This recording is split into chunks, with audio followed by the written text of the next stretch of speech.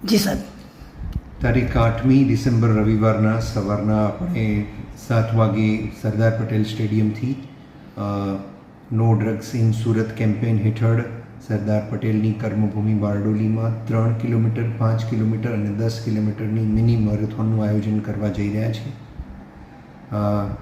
સમાજ જીવન અને ખાસ કરીને યુવાધન ડ્રગ્સની બદીથી દૂર રહે એ ઉદ્દાત્ત ઉદ્દેશ્યથી આપણે આ મેરેથોનનું આયોજન કરી રહ્યા છીએ.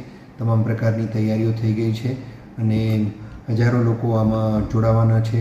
રજિસ્ટ્રેશન પણ ખૂબ સારું થઈ રહ્યું છે અને અનેકવિધ લોક માર્ગદર્શક અવેરનેસ અને મનોરંજનની બધી પ્રવૃત્તિઓનું પણ આમાં સમાવેશ થાય છે.